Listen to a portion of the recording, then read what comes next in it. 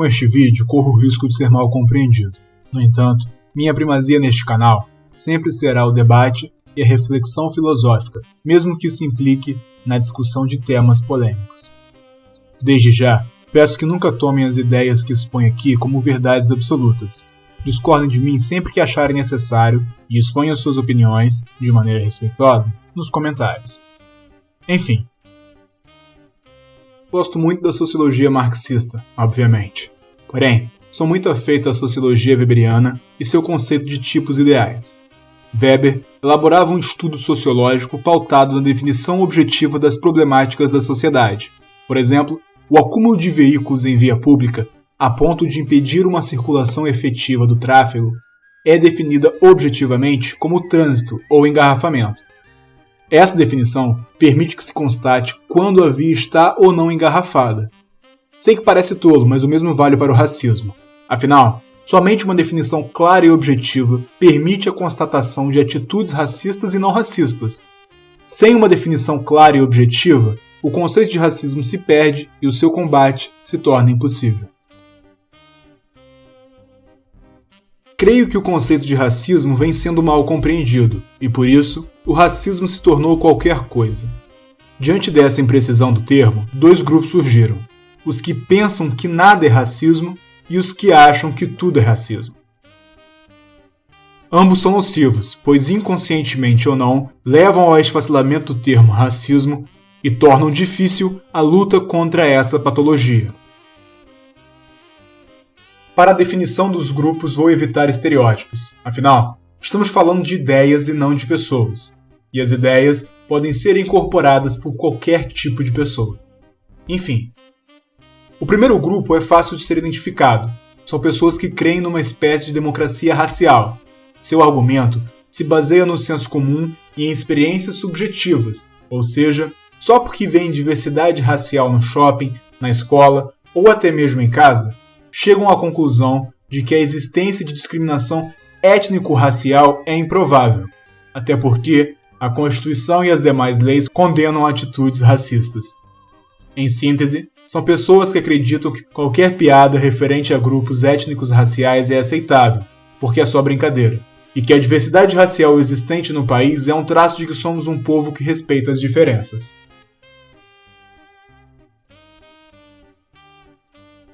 O segundo grupo, no entanto, é mais peculiar.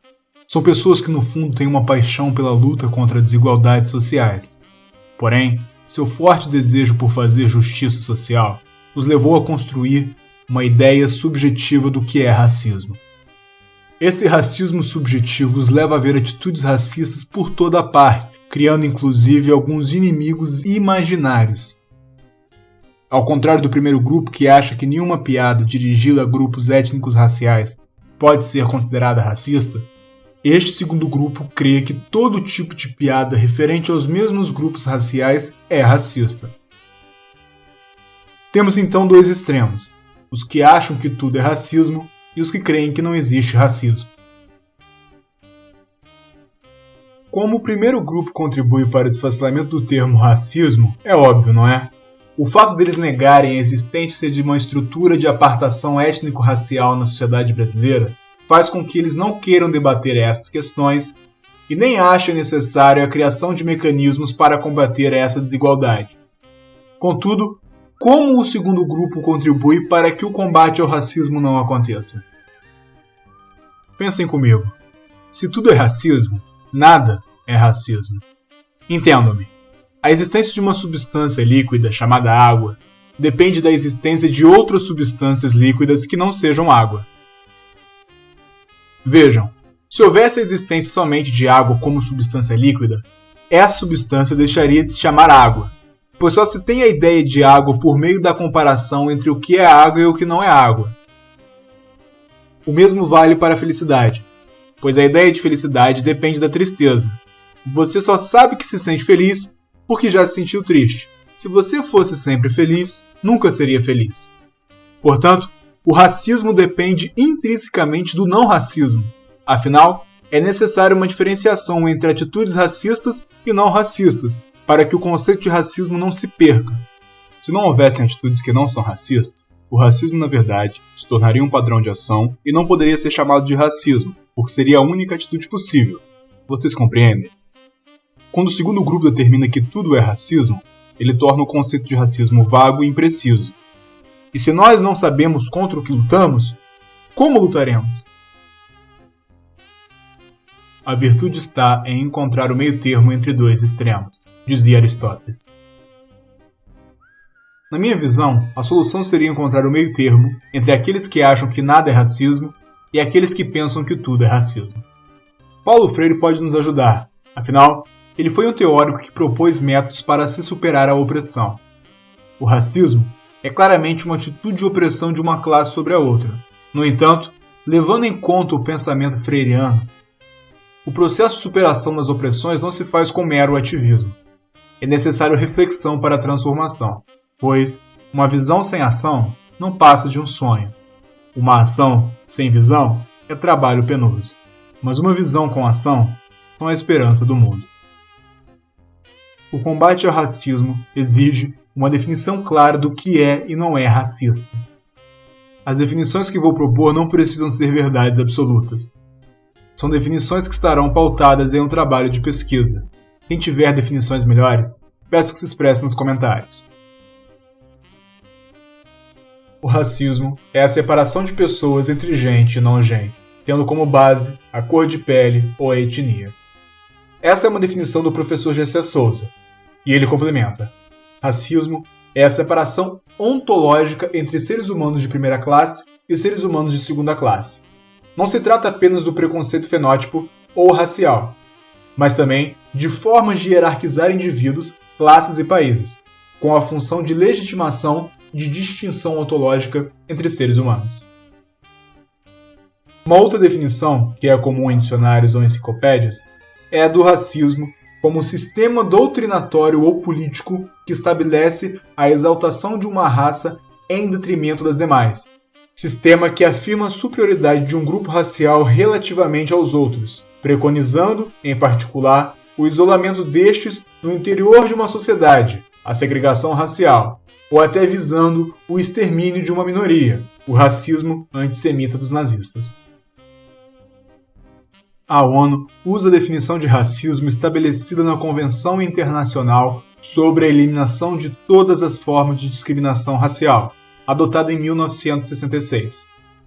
Discriminação racial é qualquer distinção, exclusão, restrição ou preferência fundada na raça, cor, na origem do indivíduo que tenha como objetivo ou como efeito destruir ou comprometer o reconhecimento, o gozo ou o exercício em condições de igualdade dos direitos do homem e das liberdades fundamentais nos domínios político, econômico, social e cultural ou em qualquer outro domínio da vida pública.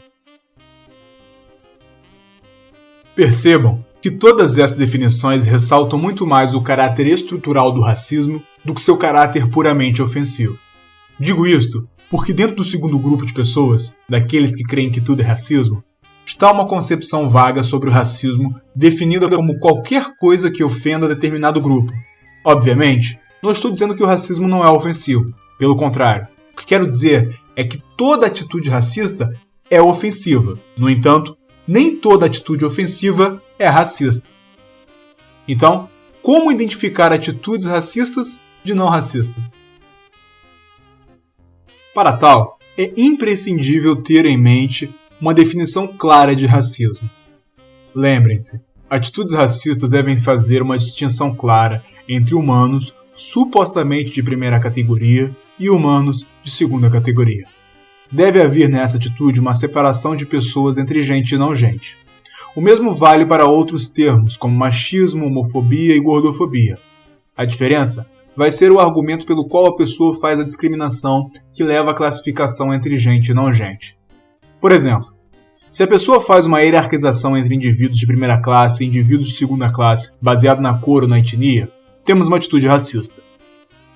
Se ela faz uma diferenciação onde os indivíduos de primeira classe são os magros e os de segunda classe são os gordos, temos aí uma atitude gordofóbica. Se ela faz uma diferenciação onde os indivíduos de primeira classe são os homens e os de segunda classe são as mulheres, temos aí uma atitude machista. Se ela faz uma diferenciação onde os indivíduos de primeira classe são os héteros e os de segunda classe são os homossexuais, temos aí uma atitude homofóbica, e assim sucessivamente. Como exemplo, temos a fala de Bolsonaro sobre um quilombo. Eu fui num quilombola em Eldorado Paulista. Olha, o afrodescendente mais leve lá pesava 7 arrobas. Não fazem nada. Eu acho que nem para procriadores serve mais. É notório que essa fala é racista. Para descrever o peso dos negros, ele usa o termo arrobas, que é uma unidade para medir peso de bovinos e suínos. Está aí uma clara diferenciação entre gente e não gente, enquanto negros, por serem supostamente animais, são medidos em arrobas, brancos são medidos em quilos. Através dessa simples fala, aparentemente inocente, Bolsonaro demonstrou sua visão de mundo hierarquizada, onde aqueles que são sub-humanos, para ele, merecem inclusive uma medida de peso diferenciada. Vamos a outros 2 exemplos. Qual dessas pessoas você acha mais bonito? E entre esses 2 homens, para você, qual é o mais bonito? O conceito de beleza é vago e impreciso e pode ser condicionado por fatores culturais. Porém, para aqueles que veem racismo em tudo, a escolha de uma mulher ou homem, não negro, numa lista que tinha também negros, é uma escolha racista. Dentro desse pensamento pequeno de mundo, se você não achou a mulher negra mais bonita, você é racista. O mesmo aconteceria numa lista com magros e gordos ou outro com héteros e homossexuais. A escolha de alguém magro ou hétero com certeza faria de você um gordofóbico ou homofóbico. Afinal, essas pessoas vivem numa dicotomia, num mundo extremamente subjetivo. Vamos a outro exemplo. Observem este meme. Para algumas pessoas, este meme é racista, pelo fato de trazer o termo negro e ser ofensivo. Concordo que ele pode ser ofensivo, mas em minha opinião, que não se propõe em momento algum ser uma verdade absoluta, considerando as definições de racismo citadas anteriormente, este meme não é racista. Pode ser estúpido, sem graça e ofensivo, mas não racista. É preciso refletir sobre o meme. A partir de leitura e pesquisa, compreendemos que o meme se trata, na verdade, de um trocadilho. Um trocadilho é um jogo de palavras com palavras de duplo sentido. São piadas que só têm sentido em uma dada cultura e época, pois dependem de um jogo de palavras que só tem o significado que tem na língua daquele país. Por exemplo, o que gera o ineditismo nesse tipo de meme é a palavra nego. Ela traz em si inúmeros sentidos. Ela pode querer dizer tratamento carinhoso dado a alguém, muito comum na Bahia, ou então grupo ou pessoa indeterminada, por exemplo, nego se amarrou na festa ontem, ou pode querer dizer também uma pessoa de pele mais escura devido à quantidade maior de pigmentação. Então, quando você diz nego some quando o Flamengo perde, você quer dizer que um grupo de pessoas que não pode ser determinada desaparece após a derrota do Flamengo. No entanto, ao colocar junto à frase a foto de um negro que devido ao fundo mais escuro atrás dele não se sobressaiu e acabou por não aparecer na foto, o meme gera surpresa no leitor, que rapidamente compreende o trocadilho. Porém, esse trocadilho só faz sentido no Brasil. Em outros países, mesmo de língua portuguesa, a palavra negro não tem os mesmos significados, perdendo assim seu ineditismo, que é o que nos faz rir de qualquer piada. Então você está querendo dizer que a gente pode falar o que quiser, mesmo que isso ofenda, desde que a ofensa não seja racista? Não, de forma alguma. Há que se fazer uma separação entre o aceitável e o inaceitável.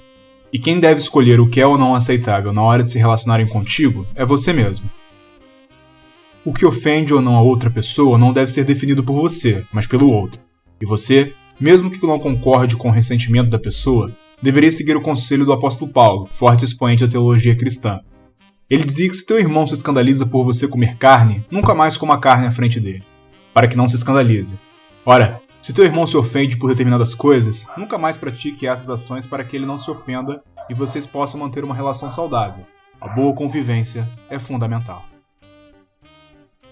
Eu acredito que alguns de vocês afirmarão que a culpa de termos que debater o que é ou não ofensivo, o que é ou não racismo, é da geração mimimi, a geração Nutella, que se ofende com tudo. O psicanalista Christian Dunker tem um vídeo muito bom sobre isso, onde ele caracteriza essa geração. Deixarei o link na descrição e sugiro que vocês assistam. Portanto, para finalizar, ao primeiro grupo peço que parem de dizer que não existe racismo só porque têm amigos de diversas etnias.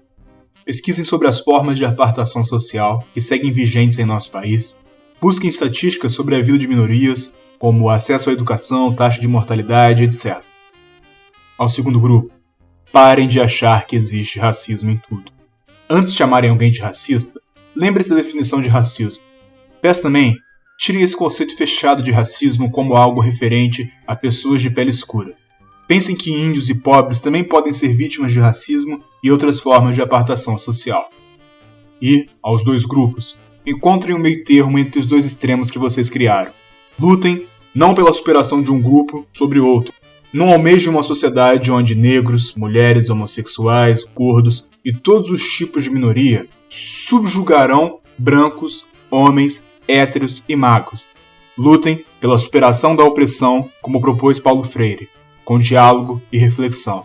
Dessa forma, estabeleceremos um padrão de convivência harmônico em que a moral e o amor excederão qualquer religião, sistema político, grupo ou ideologia.